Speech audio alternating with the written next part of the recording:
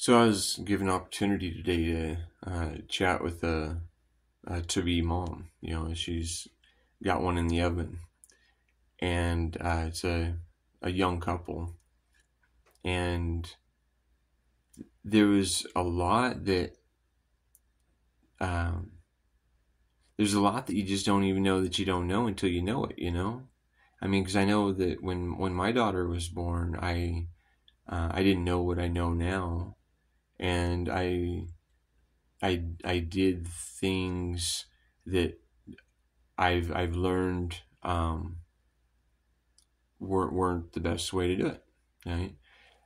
So like when she came out into this world, there was an umbilical cord, attached to her, and shortly after the baby's born, then I think it's only like 15 minutes, 10 or 15 minutes, and then the placenta comes out.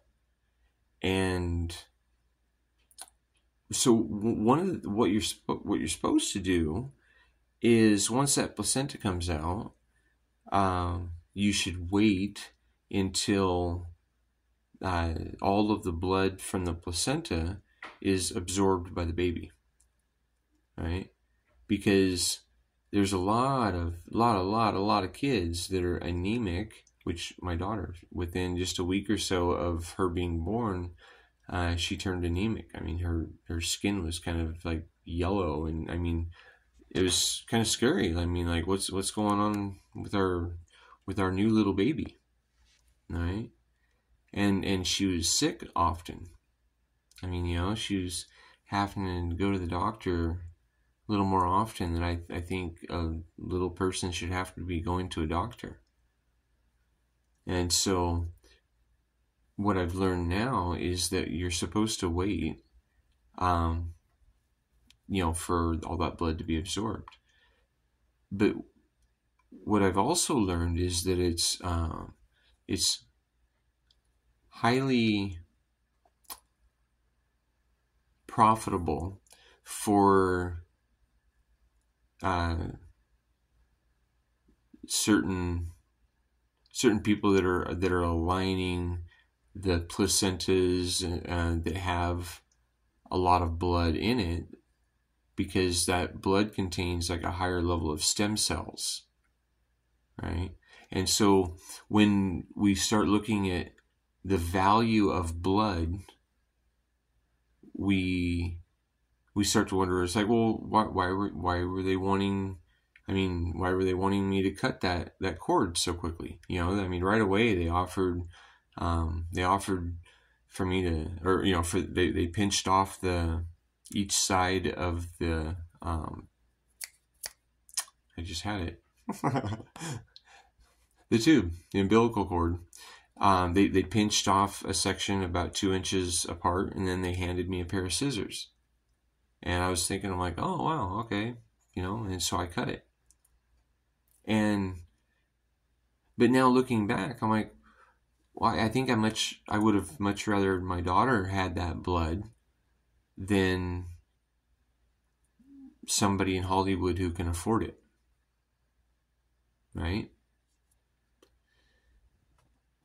And there's just a lot of things happening with the shaping of our culture and our societies that disempower the moms and the dads and the family networks.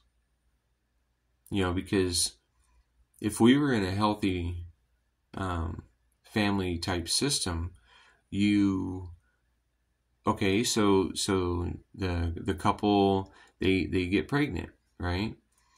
Well, grandma and mom and dad and grandpa and everybody would sit down with them and tell them everything they know about what it is to have a kid, right?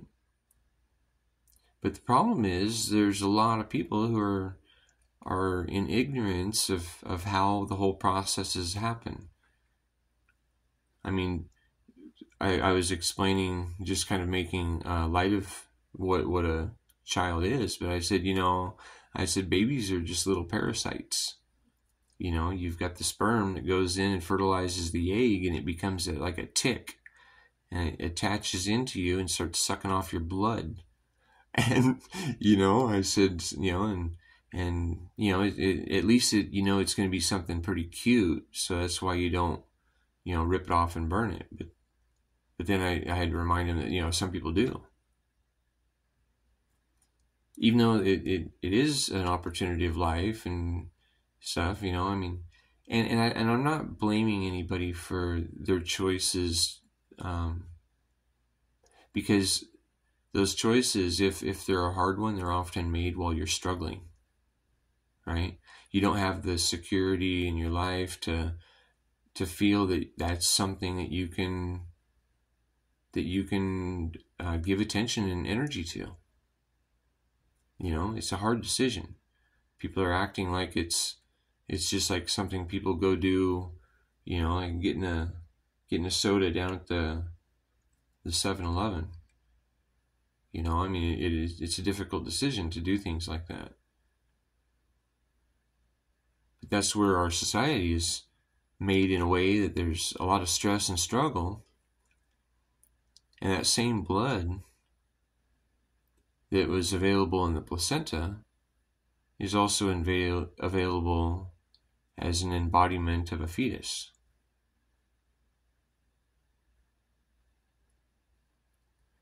So these are things that we should be talking about, but nobody will talk about blood or pee or poop or anything like that.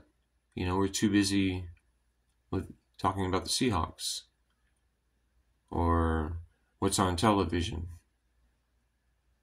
and which idol are we trying to shape ourselves like now.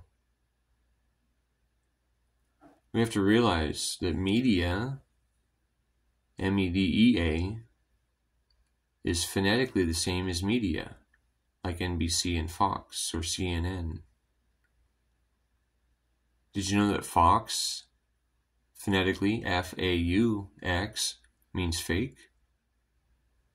And if you say CNN real fast, a little bit like sin, I don't know, that one's probably a reach.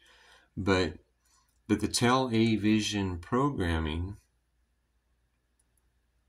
in this cult year is being shaped to think and act a certain way, right? A lot of people do things very similar. They even live in a box that's very similar to the box next to them. We call them apartment complex or condos or HOAs.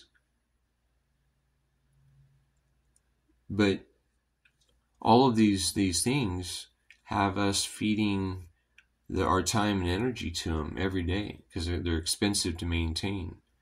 And you have to have money every month to be able to maintain that idea, that shelter.